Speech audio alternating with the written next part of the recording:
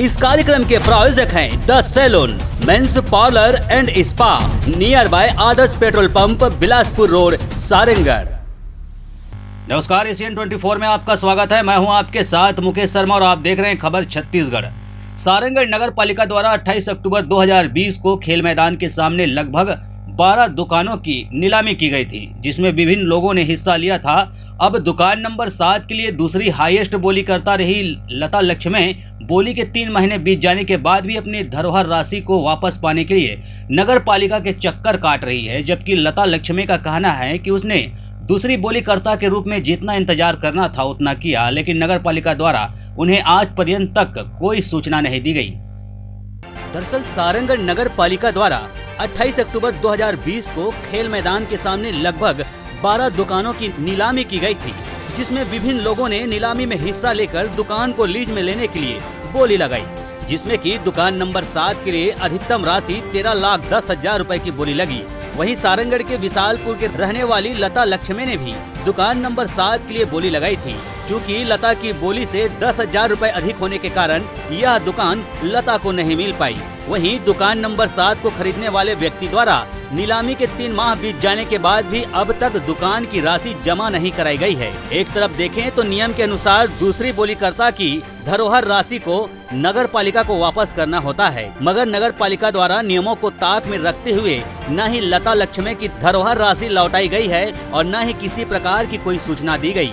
वहीं अब लता लक्ष्मी अपने हक की धरोहर राशि को पाने के लिए नगर पालिका के साथ अधिकारियों व कर्मचारियों के चक्कर काटने को मजबूर है। लता लक्ष्मी का कहना है कि उसने नगर पालिका के नियमों का पालन किया है। उसने नगर पालिका के नियमों का पालन करते हुए एक समय अवधि तक अपनी दूसरी बोलीकर्ता के रूप में इंतजार किया, लेकिन उसके बाद भी नगर पालिका ने लता लक्ष्मी को किसी भी प्रकार की कोई सूचना नहीं दी, जिसके बाद से अपने पैसों को कहीं और इन्वेस्ट कर दिया। अब जब लता अपने धरोहर राशि को वापस पाने के लिए नगर पालिका पहुंच रही है, तो नगर पालिका के अधिकारी अब उन्हें नियमों का हवाला दे रहे हैं। लता लक्ष्मी ने नगर पालिका अधिकारी को यह स्पष्ट कर दिया है कि अगर उनकी धरोहर राशि जल्द नहीं लौटाई जाती है तो वह नगर पालिका के खिलाफ धरने पर बैठेंगी। तो उसमें क्या बोलते हैं, ये बोला गया था जिस दिन नीलामी हुआ तो उस दिन हम लोग आए थे, तो उसमें हम लोग 7 नंबर पे मैं लता लक्ष्मी करके वहाँ पर बोली लगाई थी 13 लाख का। तो उसमें मतलब सभी जो बोली लगाने वाले थे उसको ये बोला गया था कि आपको 15 दिवस के अंदर जो पहला उम्मीदवार है उसको 15 दिवस के अंदर मतलब नोटिस दिया जाएगा, 15 दिवस के अंदर उनको जमा करना है। चूँकि 15 दिवस के अंदर पहला उम्मीदवार अगर लेने में सक्षम नहीं है तो उस स्थिति में दूसरे जो उम्मीदवार है उसको नोटिस दिया जाएगा। चूँकि अब हम लोग 15 दिन देखे, 15 दिन के बाद महीना दिन देखे, ऐसे करते करते लगभग हम लोग 3 माह हो गए। 3 माह तक हम लोग को कोई नोटिस नहीं दिया गया। चूँकि अब हम लोग दुकान के चक्कर में अगर पड़े रहते तो हम लोग का क्या बोलते हैं जो अलग से एक खेत मिल रहा है उसमें हम लोग इन्वेस्ट कर चुके हैं ताकि हम लोग और आगे अपना दूसरा बिजनेस कर सकें, जो अपना उद्योग है उसको चालू कर सकें करके। और चूँकि अब उसको अगर हम लोग ओके नहीं किए रहते तो हम तो दोनों तरफ से जाते, दुकान तरफ से भी हमारा नुकसान होता और जो हम उद्योग लगाना चाहते हैं उसके लिए भी हम चूक जाते हैं। तो इसलिए हम लोग यहाँ पर आकर जो सीएमओ सर जी हैं उनसे हम लोग आवेदन लगाए कि सर हम अब इस दुकान को हम लोग इतना समय तक जो 15 दिवस है उसको 1 माह इस टाइप से हम लोग जो समय सीमा है उसको हम लोग दे चुके हैं और ऐसे देखते देखते लगभग 3 माह से पार हो चुका है। इसलिए हम लोग यहाँ आकर सीएमओ साहब से आवेदन दिए हैं और ये बोले हैं कि अब हम इस दुकान को लेने में सक्षम नहीं है सर, हम दूसरे जगह इन्वेस्ट कर चुके हैं, तो हमारा जो 50,000 का डीडी है उसको वापस किया जाए। आपने कुछ अल्टीमेटम भी दिया है धरना का क्या?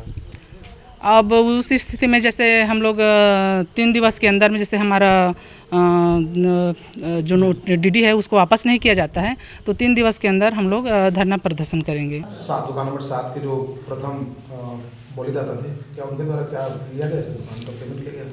28 दिसंबर 2020 को खेल भाटा के सामने 12 दुकानों को नीलामी नगर पालिका द्वारा किया गया था। उसमें दुकान नंबर 7 के विश्वेश लहरे जिन्होंने प्रथम बोलीकर्ता के रूप में 13,10,000 रुपये का नीलामी में बोली लगाए थे, उनके द्वारा आज दिनांक तक कोई भी राशि जारी नहीं की गई है। और उसके बाद हम लोग उनको 3 बार नोटिस भी जारी कर चुके हैं इसके पूर्व में भी, और अंतिम नोटिस कल उनको जारी हुआ है कि आप पैसा जमा करने दें, अन्यथा की स्थिति में आपका पैसा जो है रासात कर लिया जाएगा।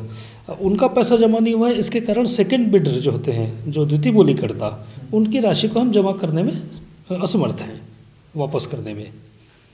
तो जो द्वितीय बोलीदाता है उनका क्या कहना है सर? अभी क्या क्या द्वितीय बोलीकर्ता वो लगातार आ रहे हैं, मुझसे संपर्क में है। उनका कहना है कि किसी भी स्थिति में आप उसको पैसा उनको वापस कर दीजिए, उनको ज़रूरत है। लेकिन चूंकि यह मामला वो जब तक क्लियर नहीं हो जाता और शासकीय नियमों से हम लोग बंधे हुए हैं तो तात्कालिक वापस तो नहीं हो सकता। नियम क्या कहता है सर? 3 महीने पहले आप लोगों ने क्या द्वितीय जो बोली किए थे उसको आप लोग सूचित किए नोटिस के जरिए? उनको 3 नोटिस जारी किया गया हमारे द्वारा, तो तीनों नोटिस का जवाब उन्होंने नहीं दिया है। एक अंतिम नोटिस कल हमने जारी किया है और ये स्पष्ट लिखा है उसमें कि आपके द्वारा संपूर्ण राशि को राजसात कर लिया जाएगा।